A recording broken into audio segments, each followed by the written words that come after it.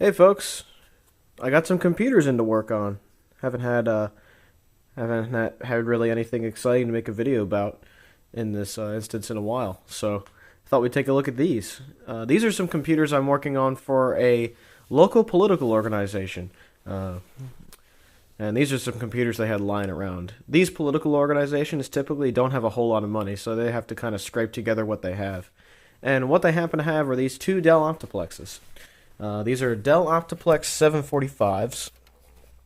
Uh, there you go, 745. And they're the super small form factor machines. The ones that take at least the mobile optical drives. As you can see, I'll use this one as an example.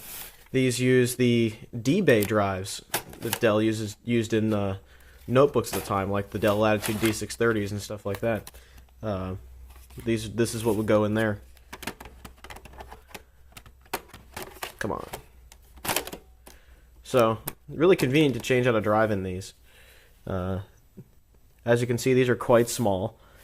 And as a result of their size, there's a lot about them I do not like.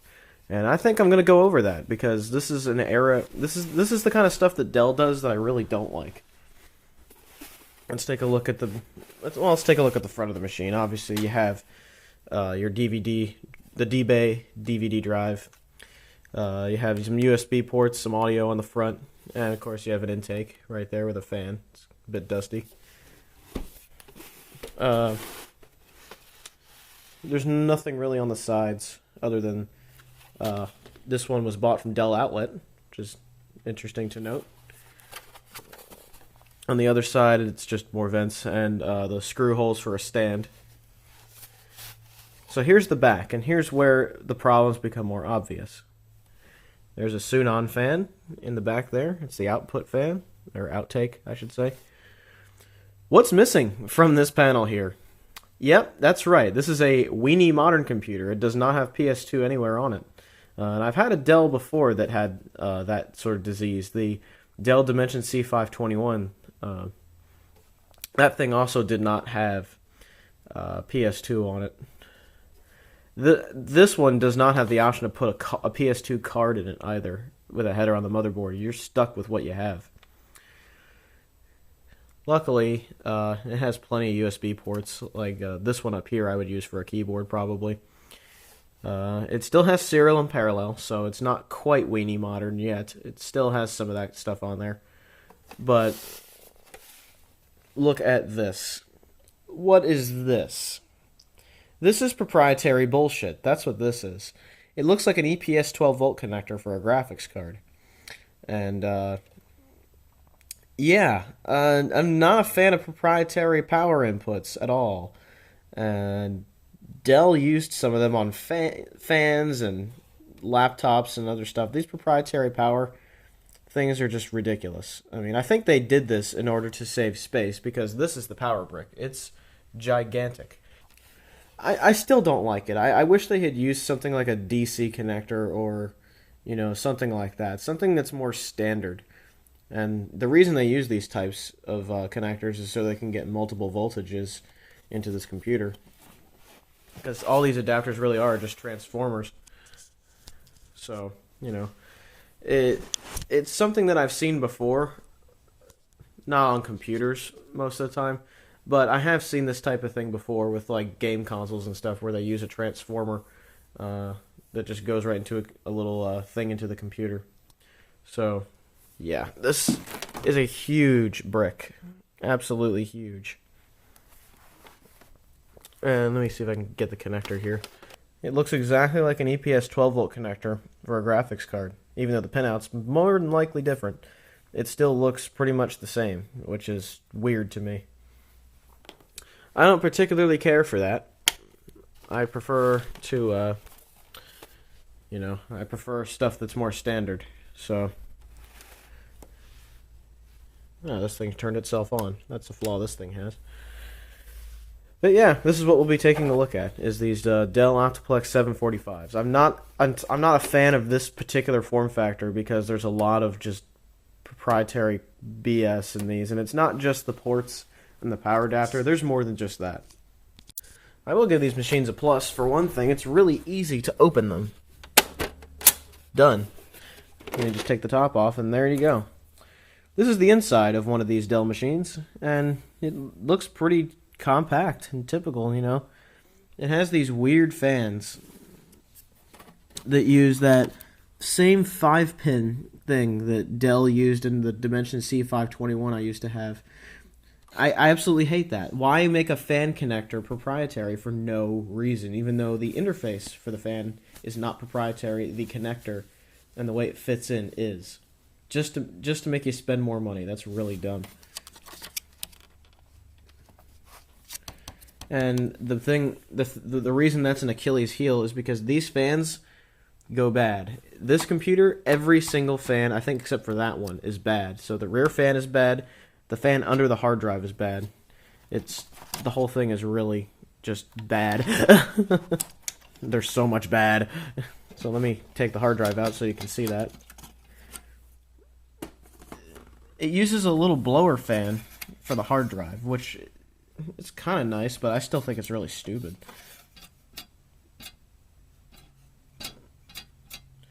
This fan has a really, really dry bearing, so I'm sure that could be oiled or something. But this is just like it's kind of ingenious in a way because it really allows this computer to be really compact.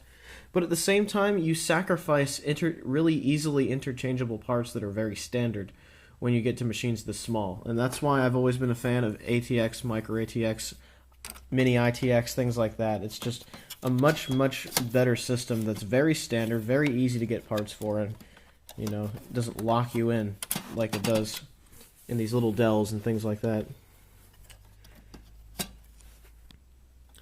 I don't know if these use full-on.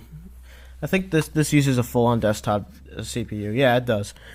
Down here is, of course, the chipset. This one over here has a Core 2 Duo. How fast is it? 2.86 gigahertz, I think. Something like that. This is the one computer that has survived that we will be using. This one has bad fans, so we will not be using this one, unfortunately. So, there's a chassis intrusion switch. Let me see if I can get this shroud off. Yeah, look at this. I know earlier versions of these computers that had the Pentium 4s in them, they were known for having bad capacitors galore.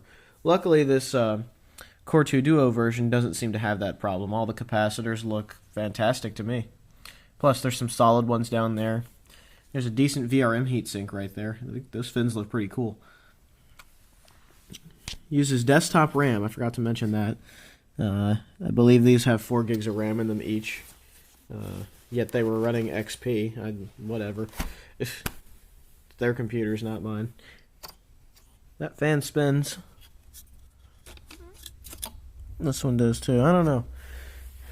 I'm pretty sure this is the machine that had all the bad fans in them. It had all the bad fans in it. Blah, blah, blah, blah. Words. So, yeah, that's the deal with these machines.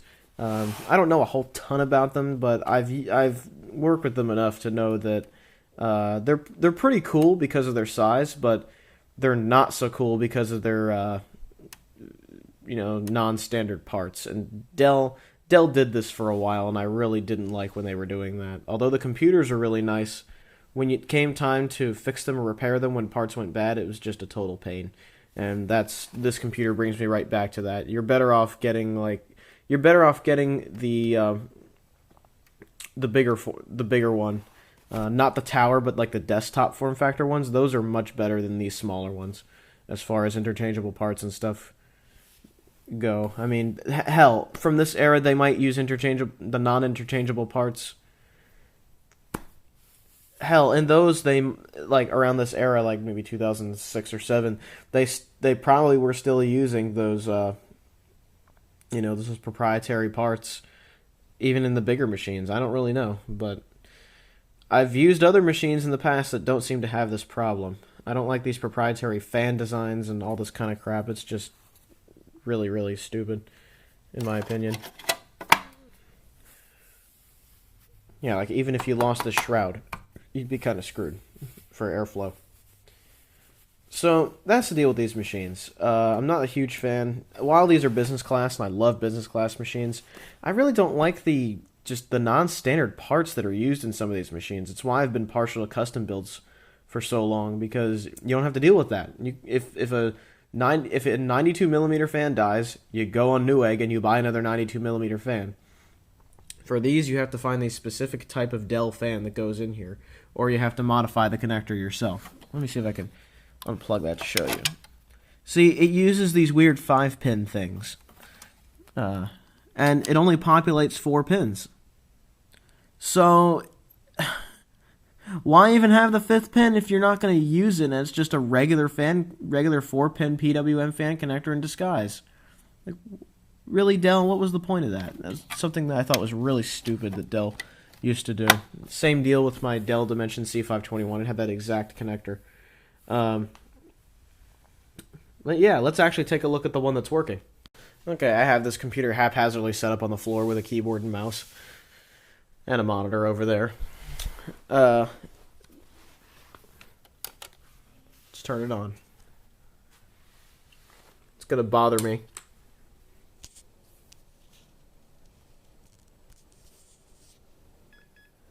Yep, it always bothers me.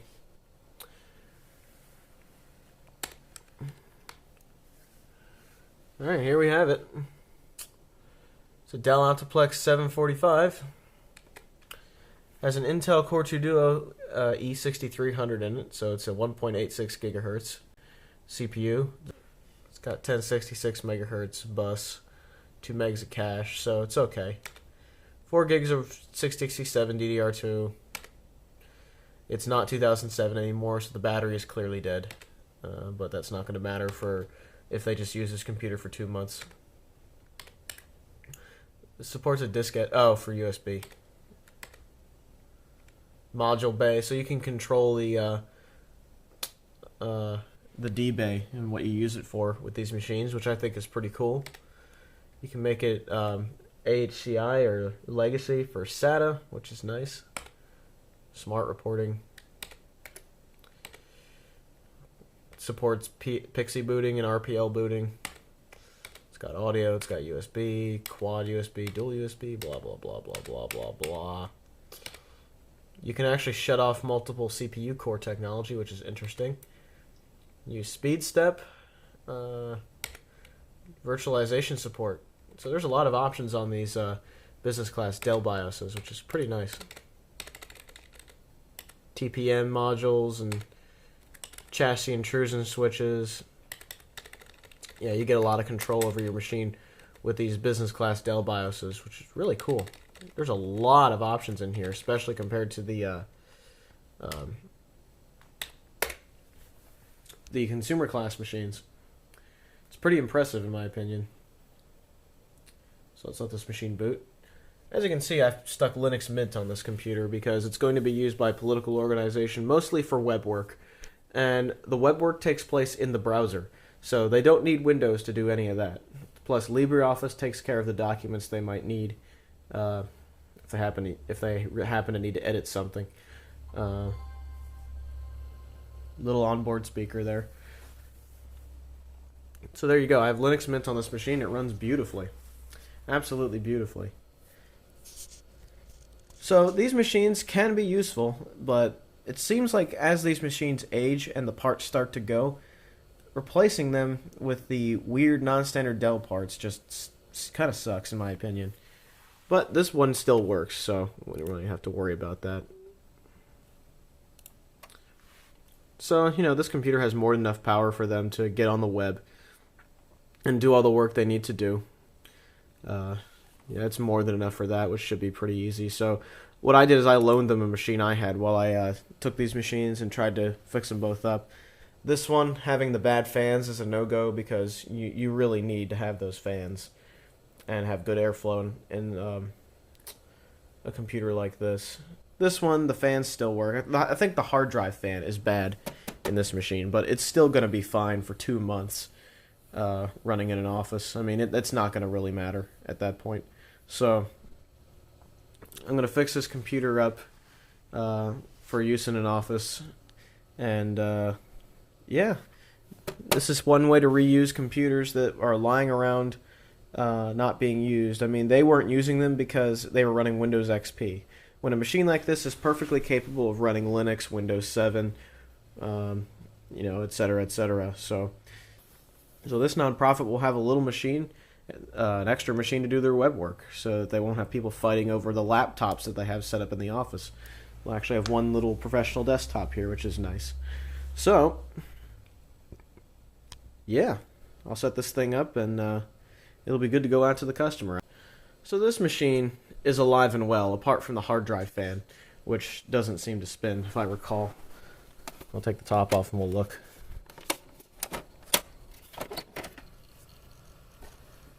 Yeah, this machine is alive and well. Now, if I recall, I don't think the hard drive fan spins. We'll take a look here in a second. The machine's shutting itself off at the moment. There it goes. So let me unplug this drive and we'll take a look. You can tell that hard drive fan has seen some action because of the dust on it, but take a look at this.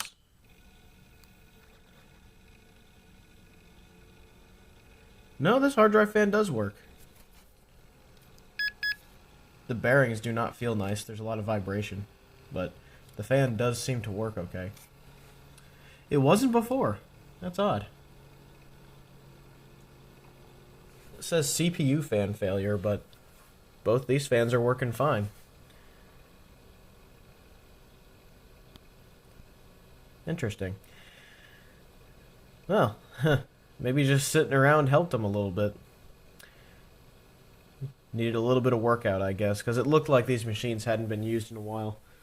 So it says CPU fan failure for some reason. I don't know why. That might be because of the battery. But both fans are blowing, so I don't see any problem there. Yeah. Shut that off. But notice how fast that fan stopped. The bearings in it are not good. So this machine's fans, I knew were good. The hard drive fan there originally didn't really spin that well.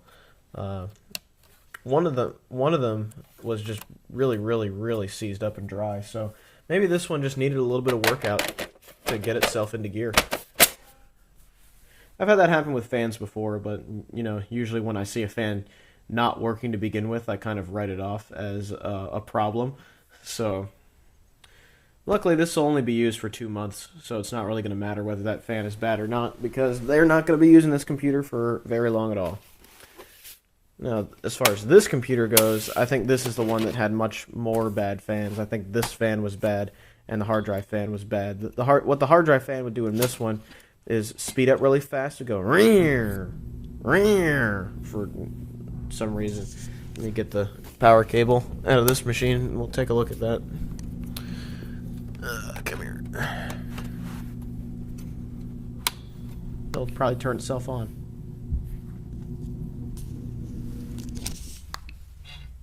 Yep. Listen to that.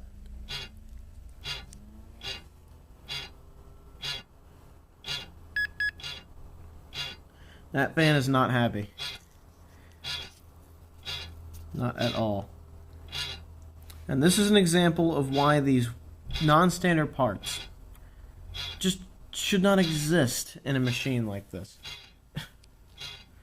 Because when this happens, when stuff like this goes bad, it sucks. I do not feel this fan going at all.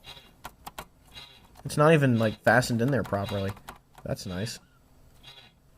Is it even spinning? I can't even tell. No, it's not. That fan is dead. So yeah. Yeah, you can see it trying. But this Sunon fan in the back of here is just, it's done.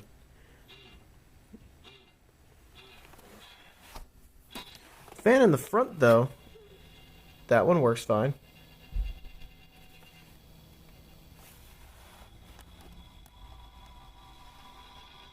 Oh my god, that sounds horrible.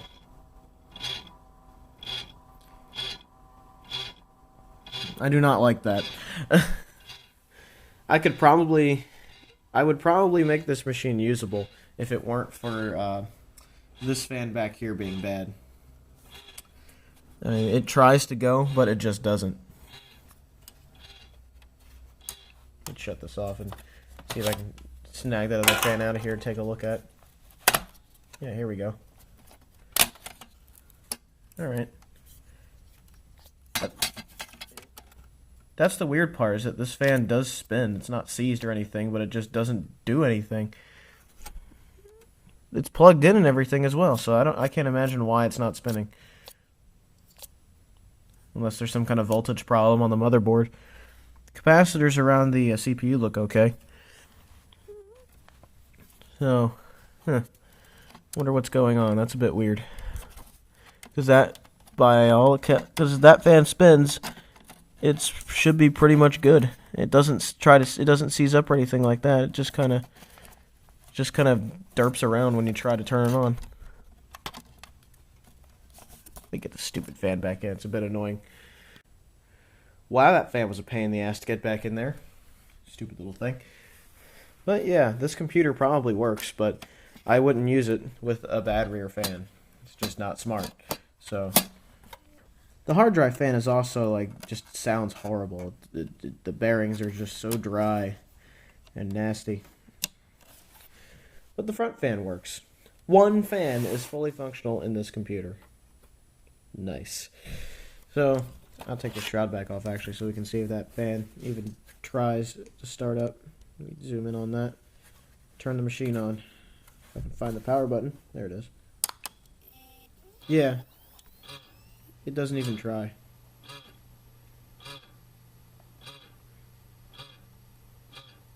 Yeah, it just doesn't do anything. I don't know if it's the fan that's bad or if it's the voltage going to the fan. It's not working in its favor, but it's not doing anything. Maybe it is a bad fan. I don't know. Maybe the fan is bad in another way than just the bearing. That's probably what the case is. But yeah, this computer needs work before it can be used. That one is okay because all the fans work, except for even the hard drive fan does work, even though its bearings are starting to dry out. Everything seems to work in there. The hard drive fan didn't originally work that well, but I had this machine running for a while I was installing Linux, and I think that kickstarted its hard drive fan back into gear, as you guys saw earlier. It did work, but the bearings just aren't in the best of shape, I think. So there you go, folks. That's a look at these two Dell Optiplex machines. This one is in the worst shape, cosmetically and functionally. This one is in the best shape, cosmetically and functionally.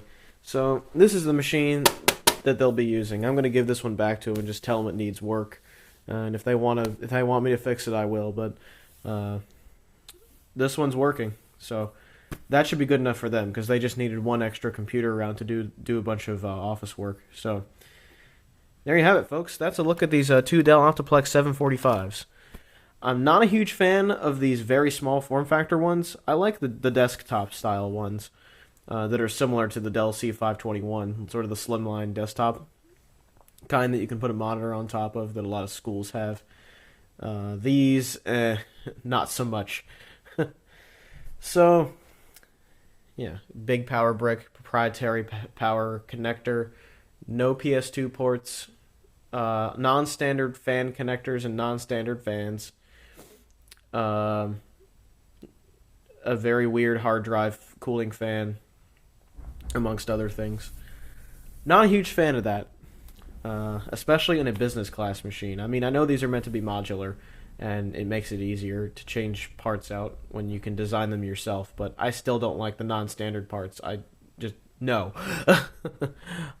Alright, I better stop rambling about these, but these are my impressions of them and what I've done when working on them. I got Linux on this one, so it should serve that office pretty well, and I can take my loaner back, which is pretty nice.